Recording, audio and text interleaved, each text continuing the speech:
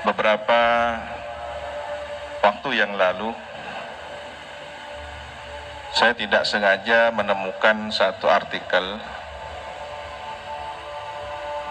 tentang manuskrip naskah kuno yang tertulis tahun 1719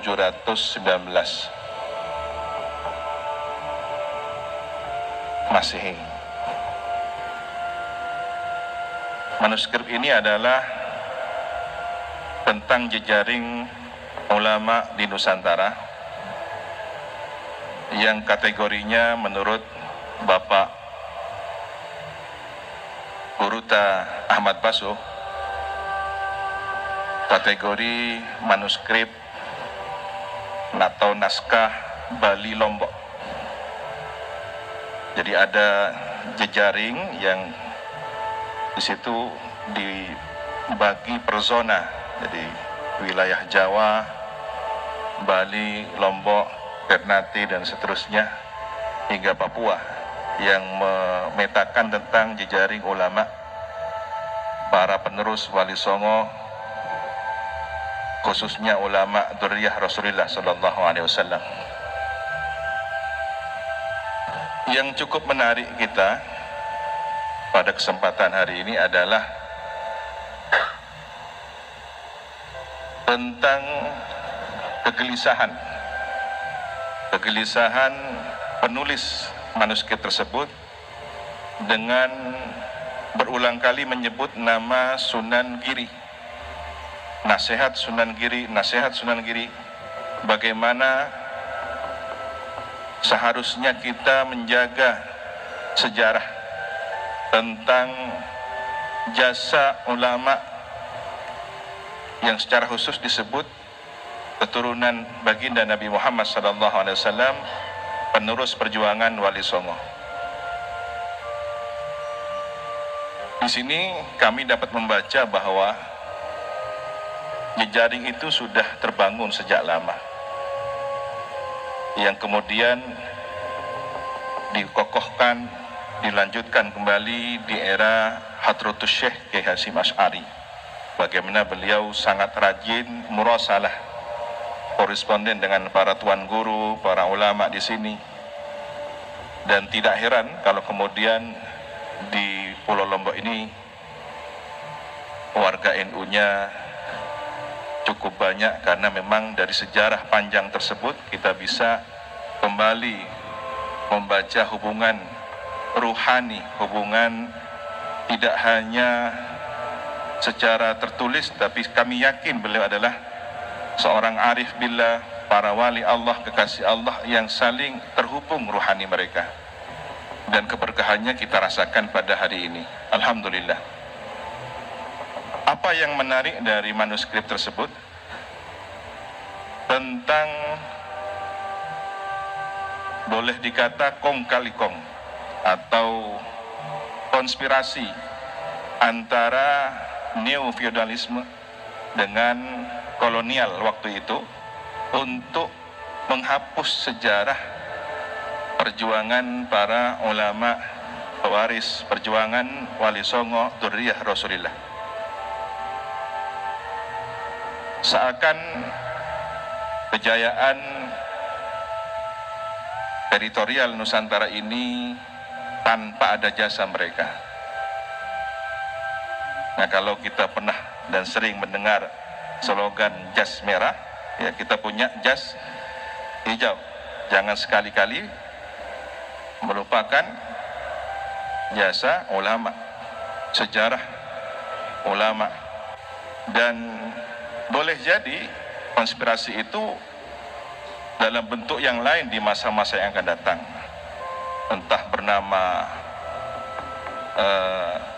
neokapitalisme yang kemudian menawarkan pariwisata, menawarkan investasi di tanah kita sendiri, yang pada akhirnya kita harus mengkhawatirkan tidak menjadi tuan di tanah sendiri. Wal'iyadzubillah, semoga terhindar dari hal tersebut. Dan ujung tombaknya sekali lagi harus kita sebagai penerus, pelanjut, dan pengkhidmah perjuangan para ulama tersebut. Mengingat bahwa sejarah pintu masuk peradaban Islam di Nusantara ini adalah perairan, pantai, ya, sangat terbuka sekali. Hal yang negatif pun terbuka, yang positif pun terbuka. Oleh karena itu, apa yang menjadi pesan, nasihat Sayyidul Jadd almarhum Al-Mafullah Kiai Haji Raden As'ad Syamsul Arifin, beliau pernah berceramah sekali waktu dalam versi bahasa Indonesia di halayak ramai seperti di stadion begitu, dan dokumen ini cukup viral di media sosial. Ada yang versi berbahasa Madura tanpa diketahui di mana beliau berceramah. Yang kami ingat semasa kecil dahulu, insya Allah para alumni juga mengingat bahwa beliau seringkali mengumpulkan para santri sekali waktu, tokoh-tokoh teras dari PBNU, dari Jakarta, tokoh negarawan, para politisi dihadirkan untuk memberikan wawasan kebangsaan kepada para santri dan masyarakat luas di Situbondo. Apa yang beliau kisahkan ternyata ini menjadi dokumen yang sangat penting. Dalam bahasa Madura beliau menyampaikan, engkau ki engak lembe, kok ki kanak mireng debuna para kiai sepuh. Saya ingat kecil dulu, semasa saya kecil dahulu, saya mendengar pembicaraan para sesepuh dari kiai-kiai. Nah, ini diduga beliau mendengarkannya semasa mondok di Syekhona Khalil Al-Bangkalani, karena di usia antara 7 hingga belasan tahun pernah juga beliau di Kiai Imam Tengkina.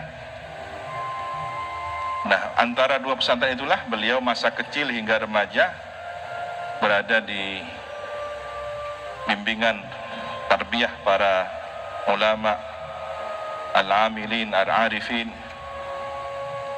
Syekhuna Khalil seringkali didatangi para tokoh-tokoh ulama nasional. Sebelum tahun 24 ya, tahun 20-an pernah ada 60 ulama berkumpul di Surabaya menyampaikan kegelisahan ketika itu tentang fenomena yang ini sangat diduga kuat produk impor.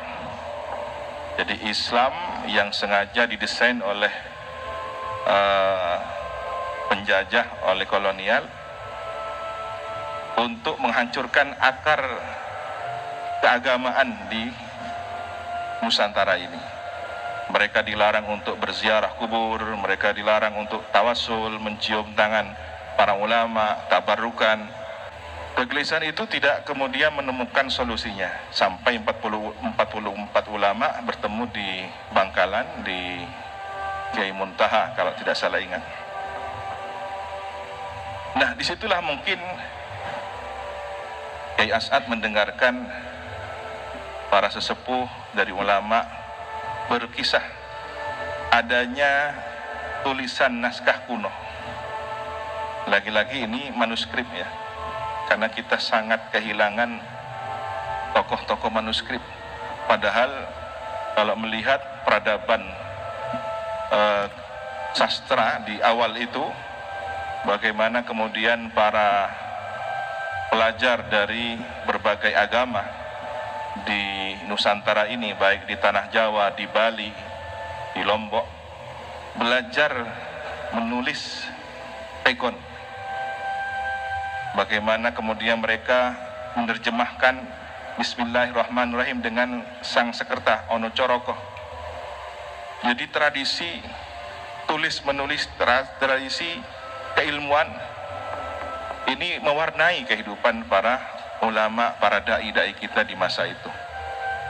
Apa yang tertulis? Kata Kiai As'ad mengutip diskusi para kiai sepuh bahwa Sunan Ampel Raden Ahmad rahmatullah semasa mengaji, bermukim atau mondok di kota Madinah, kira-kira 4 abad yang silam ya, karena beliau seusia Imam Abdullah bin Alawi al-Haddad sahibur ratib, yang saya berterima kasih ratibnya dibaca di kantor PWNU ini, sehingga menjadi tambahnya nilai rohani spiritual para pengurus dan seluruh warga NU, khususnya di NTB. Mudah-mudahan istiqomah. Nah, ternyata Sunan Ampel ini semasa mengaji di Madinah, beliau mendapatkan suatu karomah, bisa muwajahah, berdialog langsung dengan baginda Rasul Sallallahu Alaihi Wasallam, yang beliau mewasiatkan, bawalah ajaran Islam ahli sunnah wal jamaah ini ke negeri Kiai Asad, sebutnya Indonesia. Nah, saya tidak tahu pasti apakah di manuskrip itu, naskah itu tertulis Indonesia ataukah riwayat bil makna dari Kiai Asad. Boleh jadi kedua-duanya. Jika kemungkinan yang pertama itu adalah lafadz dari Rasulullah, berarti Rasulullah sudah menyebut Indonesia kepada Sunan Ampel. Jika itu adalah riwayat bil makna, teritorial Nusantara adalah bagian dakwah yang sudah mendapatkan nadrah Rasulullah, sudah dipandang oleh batin Rasul, sehingga Sunan Ampel ditugaskan untuk menyampaikan ajaran Ahlus Sunnah wal Jamaah di negeri ini. Oleh karena itu, merawat ajaran yang telah disampaikan oleh para sunan, para wali songo ini, hingga diteruskan oleh para ulama, para kiai, tuan guru, hampir di seluruh pelosok negeri ini, adalah amanat baginda Rasulullah Sallallahu Alaihi Wasallam. Ada 4 riwayat hadis tentang melihat Nabi. Ya, man ra'ani faqad ra'ani, man ra'ani fil manam faqad ra'ani fil yaqadah, dan beberapa riwayat lainnya yang menyatakan bahwa akurasi dari validitas tentang hadis melihat Nabi ini adalah benar. Ini perlu disampaikan bagi yang tanya dalil kan begitu ya. Apa dalilnya kan begitu. Kalau yang hadir ini insya Allah tidak perlu dalil ya. Karena ulama kita sudah dalil. Tuan guru kita sikapnya saja sudah dalil. Tapi ini sebagai hujah kita bahwa apa yang menjadi catatan manuskrip itu ternyata memiliki dalil yang kuat, dan itu tercatat di Keraton Cirebon yang disalin dalam bahasa Sangsekerta di Keraton Yogyakarta, mungkin juga di Leiden atau di beberapa perpustakaan di luar negeri lainnya. Nah, ini yang kita kehilangan akar sejarahnya. Sehingga kadang-kadang hari ini para warga NU begitu ditanya, apa dalil kamu mengamalkan ini dan itu dan semacamnya, ya karena kita tidak biasa membantah dan tidak terbiasa panjang lebar tentang dalil, ya sudah ikut tuan guru, ikut kiai, yang itu mudah diancam, mudah dipatahkan oleh mereka sedikit-sedikit dengan dalih kullu bid'atin dhalalah. Padahal mungkin ya hafalnya hanya hadis itu saja kan, tetapi bisa menghabisi kader-kader muda kita yang lemah. Nah, ini titip, mudah-mudahan sejarah ini bisa dibukukan dengan baik dan terus disampaikan. Saya tidak bosan-bosan di berbagai forum KNU-an untuk menyampaikan kisah ini. Nah, Kiai As'ad juga pernah menyampaikan di hadapan para santri tentang kalimat khittah ma'hadiyah. Jadi beliau tidak hanya mempopulerkan khittah NU yang kembali kepada khittah di mana telah pernah dituliskan oleh Hadratus Syekh dalam risalah Ahli Sunnah wal Jamaah. Beliau dengan tulisan tangannya sendiri menuliskan Khittatus Salaf. Jadi khittah itu adalah khittah salaf, kembali kepada ajaran salafus saleh, sahabat, tabi'in, ya, tabi'in yang seluruhnya bersumber dari baginda Nabi Muhammad SAW.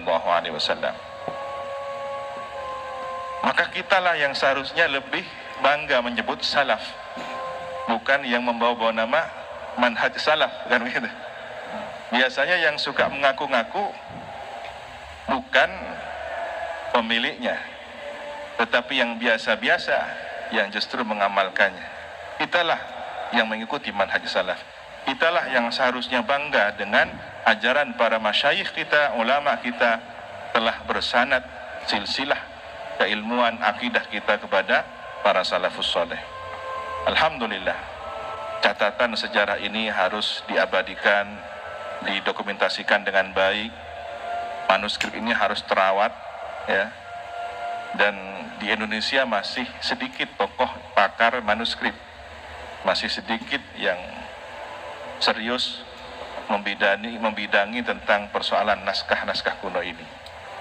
Alhamdulillah, beberapa pesantren sudah merintis kajian-kajian manuskrip tersebut, dan seharusnya Lombok ini juga punya ada pengkayaan keilmuan yang berasal dari manuskrip, karena ternyata tercatat tadi naskah kuno Bali Lombok mencatat peristiwa tentang konspirasi antara kolonial Belanda dengan neo feodalis di zaman itu, tahun 1719. Kenapa kita harus kembali kepada sejarah? Karena akalnya semesta ini adalah sejarah. Kalau kita ingin karakter seseorang mengetahui, kita kan perlu melihat kurikulum vitae-nya. Dia sekolah di mana, pendidikannya di mana, sepanjang sejarah dia, riwayat akademiknya dapat kita baca, ya.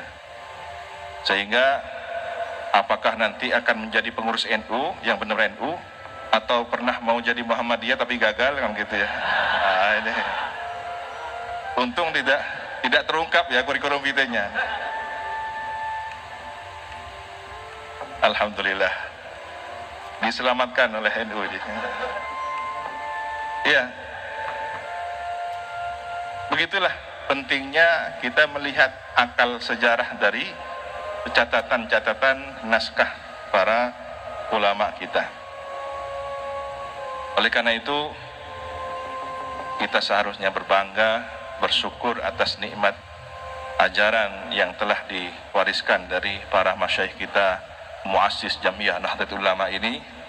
Teruslah kita mengkaji kitab-kitab beliau, dan hari ini informasinya akan dimulai pembukaan pengajian kitab. Kitabnya belum ditentukan.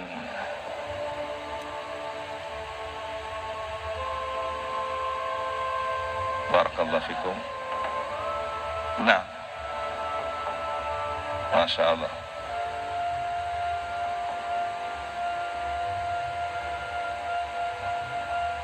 Barakallahu fikum.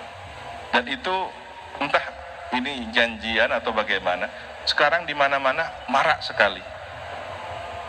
Jadi mulai dari MWJNU, bahkan di Ranting, kemudian di PC-PCNU, di beberapa PWNU juga memulai kajian-kajian semacam itu. Apakah ini tanda-tanda satu abad NU kembali kepada kejayaannya? Sanu'iduha siratahal ula, ketika tongkat sudah kembali dari perubahan mukjizat ular menjadi tongkat kembali, maka kita berharap NU kembali kepada hakikat perjuangannya. Amin ya rabbal alamin. Alhasil, marilah kita menjadi pengkhidmah. Kalau dulu guru kita, orang tua kita membawa tongkat dan tasbih, maka hari ini kita membawa Nahdlatul Ulama sebagai organisasi perjuangan yang memiliki nilai spiritualitas seperti tasbih, dan nilai organisasi seperti tongkat. Barakallahu fikum wa dumtum fi khairin. Al-afwa minkum. Allahumma hdina siratal mustaqim. Wassalamualaikum warahmatullahi wabarakatuh.